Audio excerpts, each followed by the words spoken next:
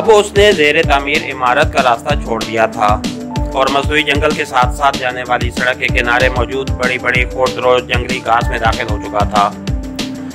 उस घास का सिलसिला जंगल तक फैला हुआ था। रास्ते में कहीं कहीं थोड़ा सा कतई अराजी खाली दिखाई देता था, जहाँ से झाड़ियाँ सर उठाती नजर आती थीं।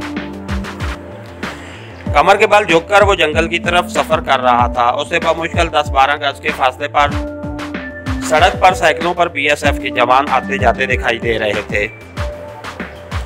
उनमें वो भी थे जो अपनी ड्यूटी ऑफ करके आए थे और वो भी थे जो अपनी ड्यूटी पर जा रहे थे। मसनूई जंगल का आगाज हो गया था। सड़क जंगल में दाखिल हो रही थी, लेकिन उसने अब सड़क से हटकर घूमकर कोई मुनासिब जगह देखने के बाद ही अगला लाए अमल तय करना था। सूरज अब सामने दरख्तों की ओट में उतर गया था और सुर्खी माइल रोशनी की लंबी लकीर चारों तरफ फैल चुकी थी, लेकिन जंगल पर मलगजा अंधेरा उतर आया था। वो कि इतनी रोशनी बाकी थी जिसमें यहाँ का मंजर साफ दिखाई दे रहा था। नीम दायरे में लगे जंगली दरख्तों और घास के घने सिलसिले में अब वो तकरीबन 1.5 फरलांग का फासला तय कर चुका था, जब अचानक कांटेदार तार ने उसका रास्ता रोक लिया। कांटेदार तार यहाँ बिछाई जरूर गई थी, लेकिन ज्यादा नहीं। अपनी तरबियत के बल पर उसने आसानी से ये सिलसिला पार कर दिया। अब वो ऊंची नीची और कदरे नाहमवार जगह पर चल रहा था। ये शायद कुदरती शिकस्त रेखत का नतीजा था। जल्दी घने दरख्तों से उसे कमरों की एक कतार झांकती दिखाई दी। उसके साथ ही रॉकेट लॉन्चर के फायर का जबरदस्त धमाका हुआ और वो किसी लाशोरी अमल के तहत जमीन से चिपक कर लेट गया। उसके साथ ही LMG और फिर दूसरे खुदकार असले की फायरिंग की आवाजें सुनाई देने लगीं। कैप्टन जमशेद ने जमीन पर लेटे लेटे अंदाजा लगा लिया था कि उसे कुछ फासले पर नजर आने वाली इन बैरकों के आगे शायद वो लोग कोई मशक कर रहे हैं। ये उसके लिए बेहतरीन मौका था। इस इत्मीनान के बाद के इर्द गिर्द कोई गार्ड मौजूद नहीं, वो करीबन भागता हुआ बैरकों की पुश्त पर पहुंच गया। बैरकें 10-15 साल पहले की तामीर शुदा दिखाई दे रही थीं। शायद पहले उन्हें किसी और मकसद के लिए तामीर किया गया हो।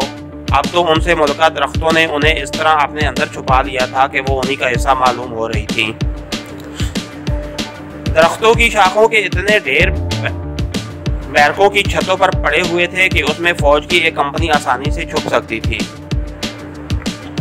उन लोगों ने शायद ये कभी सोचा भी नहीं होगा कि कभी इस तरफ से कोई बला उन पर नाजिल हो सकती है। फायरिंग की आवाजें जारी थीं जब उसने बंदर की तरह एक दरख्त पर छलांग लगाई और देखते ही देखते उसकी शाखों के रास्ते बैरक की छत पर पहुंच गया। उसकी नजरों के सामने अचानक ही मुकम्मल मैदान जंग आ गया था। 3-4 कनाल से बड़े हमवार के तय अराजी में मुख्तलिफ जगह रेत की बोरियों के पीछे दीवारों पर वो लोग फायरिंग की मशक करवा रहे थे। एक कोने में एक नौजवान को कंधे से लगाकर रॉकेट लॉन्चर चलाने की तरबियत दी जा रही थी, जबकि बाकी लोग खुदकार असला से चारों तरफ इस तरह फायरिंग कर रहे थे जैसे तरबियत याफ्ता फौजियों से करवाई जाती है। वो फायरिंग करते करते अचानक एक तरफ गिरते, फिर कलाबाजी खाकर दोबारा उठकर खड़े होते और टारगेट पर फायरिंग शुरू कर देते। अचानक ही फायरिंग की आवाजें रुक गईं। उनके 10-12 इंस्ट्रक्टर्स उन्हें कुछ कह रहे थे, जिसकी उसे यहाँ कुछ समझ नहीं आ रही थी, लेकिन उसने देखा वहाँ मौजूद 10 से 15 के दरमियान ज़ेरे तरबियत तकरीबकारों ने अब एक समझ जिधर बैरकें बनी हुई थी इकट्ठे होना शुरू कर दिया। अब एक नया तमाशा शुरू होने जा रहा था। उसने देखा भारतीय फौज की वर्दी में मलबूस कुछ जवानों ने सामने 2-3 कनाल के एरिया में डिमियाँ रखनी शुरू कर दी। ये लकड़ी की डिमियाँ थीं। जिसके बाद किसी ने दस्ती माइक्रोफोन पर चलाकर अलर्ट का सिग्नल दिया, जिसके साथ ही जोर से स्टार्ट की आवाज़ सुनाई दी। कैप्टन जमशेद के दाएं हाथ से एक सफेद रंग की कार तेजी से बरामद हुई, जिसकी दाएं सिमत वाली खिड़कियों से 2 नौजवान अंधाधुंध फायरिंग कर रहे थे। कार तेज रफ्तारी से गुजरती चली गई और डबियां गिरती चली गईं। फिर आखिर दूसरे सिरे पर जाकर कार रुक गई, जिसके साथ ही उसके पहिए चढ़ाने की आवाज़ सुनाई दी। शायद ड्राइवर ने बहुत तेजी से मोड़ काटा था। अब दूसरी समझ से लोग फायरिंग कर रहे थे। कार जिस तरह आई थी उसी तरह पलक झपकते गायब हो गई। वेल डन, किसी ने माइक्रोफोन पर चिल्लाकर उन्हें दाद दी। कैप्टन जमशेद की आंखों में खून उतर आया। उसे समझ आ गई कि ये कौन लोग हैं, उन्हें क्या बताया और सिखाया जा रहा है। उसके मुल्क में ऐसी ही सफ़ेद रंग की पुरअसरारकारों से बिल्कुल इसी अंदाज में फायरिंग के वाक़यात रोज़ाना का मामूल बन चुके थे, जिसमें अब सैकड़ों बेगुनाहों की जान से हाथ धोना पड़े थे। अब उन्होंने मैदान में सर्च लाइट्स रोशन कर दी थी। उसकी आंखों के सामने दरख्तों के ऐसे ही झुंड में 2 बड़े बड़े कमरे मौजूद थे। भारतीय फौज के जवानों ने वहां मौजूद RPG रॉकेट लॉन्चर और ऑटोमेटिक राइफलें वगैरह जो उन्होंने एक कमरे में रख दी और अब दूसरे कमरे से 3-4 जवान कुछ सामान उठाकर बाहर आ रहे थे। अब उन्होंने वहां 3-4 और डिमियां फासले पर रख दी जिनसे वो बारूद बांध रहे थे। शायद उन्हें रिमोट कंट्रोल के जरिए धमाके की तरबियत दी जा रही थी।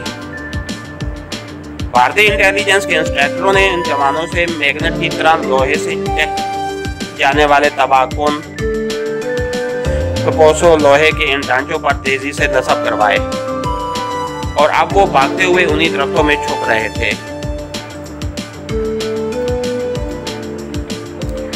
ये शायद धमाके से गाड़ियों और इमारतों को तबाह करने की तरबियत थी। इन नौजवानों को रिमोट कंट्रोल पंप चलाने की तरबियत दी जा रही थी। माइक्रोफोन पर रेडी की आवाज सुनाई दी, जिसके साथ ही जोर से किसी ने ओके कहा। गो माइक्रोफोन पर कोई दोबारा चलाया और एक कार तेजी से दोबारा नमदार हुई। जमशेद ने देखा जैसे जैसे वो कार एक डिमी के नजदीक से गुजरती, उसके साथ उस डिमी को जेरे तरबियत तकरीब का धमाके से उड़ा देते। इस तरह उन्हें मूविंग टारगेट हिट करने की मशक करवाई जा रही थी। इस खेल का ड्राप सीन बड़ा ही अंदोखनाक था। उसने देखा एक नौजवान को 3-4 भारतीय सुरमे कहीं से पकड़कर जमीन पर घसीटते हुए बाहर ला रहे थे। वो नौजवान उनके आगे खुदा रसूल के वास्ते डालकर माफिया मांग रहा था, जिससे यही जाहिर होता था कि ये इनके तकरीबकारों में मौजूद कोई गद्दार है। जमशेद को इल्म था कि एक मरतबा भारतीय कैंप में पहुंचने वाले किसी भी तकरीबकार पर अगर उन लोगों को मामूली सा भी शक हो जाता कि वो कोई गड़बड़ कर रहा है तो उसका अंजाम बहुत भयानक होता था। उन्होंने चीखते चलाते इस बदकिस्मत तकरीबकार को मैदान में गड़े एक लकड़ी के खंभे से बांध दिया, जिसके बाद का मंजर बड़ा ही लगा देने वाला था। सर्च लाइट की तेज रोशनियों में उसने जीन जैकेट में मलबूस एक लड़की और एक लंबे लंबे बालों वाले शख्स को शायद उन बैरकों में मौजूद किसी कमरे से बरामद होते देखा। दोनों के चेहरे सर्च लाइट में उसके बिल्कुल सामने थे। उसके दिलो दिमाग को जबरदस्त झटका लगा, क्योंकि दोनों चेहरों से वो आशना था। उनमें से एक मुल्क की मशहूर मॉडल गर्ल खानम और दूसरा मशहूर मजहबी और समाजी लीडर साइन लोग था। साइन लोग का नाम तो कुछ और ही था, लेकिन सियासी और समाजी हलकों में उसे साइन लोग कहकर ही पुकारा जाता था। उसका ताल्लुक किसी खास सियासी या मजहबी जमात से तो नहीं था, लेकिन उसके मुतल्लिक मशहूर था कि उसके पास पुरअसरार अलूम हैं। ख़ुसूसन वो दस्त शनासी के हवाले से मुल्क की VIP शख्सियात में एक अहम मकाम रखता था। बड़े बड़े लोग उसे 1-2 मुलाकातों के बाद ज़ईफ़ुल अक़ीदा होकर किसी भी काम को करने या ना करने के लिए वक्त से मुतल्लिक दरियाफ्त किया करते थे। और खानम नाम तो उसका अनजाने किया था, लेकिन ग्लैमर की दुनिया में उसने हंगामा बर्पा किए रखा था। मुल्क की सियासी और समाजी महफिलों की तो वो जान समझी जाती थी। उससे ताल्लुक़ कायम करना मुआशरे में तफाखुर की इलामत समझा जाता था। उसके लिए इन दोनों की इकट्ठे यहाँ मौजूदगी पहले तो चौंका देने वाली थी, लेकिन जल्द ही उसे समझ आ गई। साईं लोग ने वहाँ जमा होने वाले नौजवानों के सामने मुख्तसर सी तकरीर की। जमशेद को उसकी आवाज़ तो सुनाई नहीं दे रही थी, लेकिन वो उसका मतलब ज़रूर समझता था। जब साईं लोग दीवानगी के आलम में सामने बंदे नौजवान की तरफ इशारा करता तो वहाँ मौजूद तकरीबकारों में से कोई ना कोई आगे बढ़कर उसके मुंह पर जोरदार थप्पड़ जरूर मारता था। अचानक ही जैसे खानम पर वहशियाना दौरा पड़ा हो। उसने अपनी पतलून की बेल्ट उतारी और उस नौजवान पर दीवानगी के से आलम में पल पड़ी। उसने अपनी बेल्ट को कोड़े की शक्ल दे ली थी, जिससे वो नौजवान के जिस्म पर ज़रबात लगा रही थी।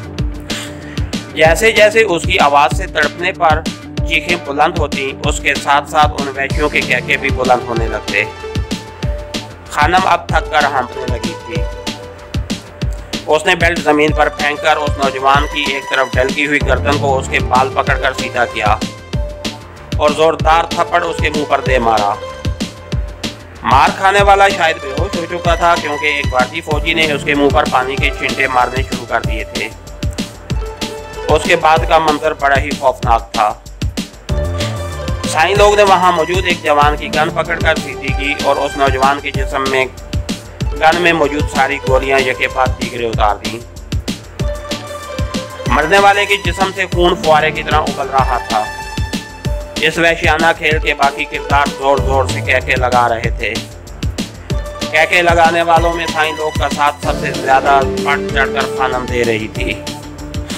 जमशेद के सामने इस वक्त औरत के रूप में शैतान अपनी तमाम तर हशर सामानियों समेत मौजूद था। उसने देखा कहके लगाते हुए साईं लोग उसे अपनी बगल में दबाकर एक तरफ ले गया। फिर वो सब एक एक करके वहां से चले गए। उसके बाद लकड़ी के पिलर से बंधी इस लाश को भारतीय फौजियों ने जमीन पर फेंक दिया। उन लोगों के वहां से गायब होने के बाद सर्च लाइट्स भी ऑफ हो गई थी, जिसका मतलब यही था कि उनकी आज की तरबियत ख़त्म है। इसके साथ ही हमारी आज के एपिसोड का इख्तिताम हुआ। कहानीगर चैनल को लाइक कीजिए, सब्सक्राइब कीजिए और बेल आइकन को प्रेस कर दीजिए ताकि हर आने वाली नई वीडियो आप तक बर वक्त पहुँच सके। शुक्रिया।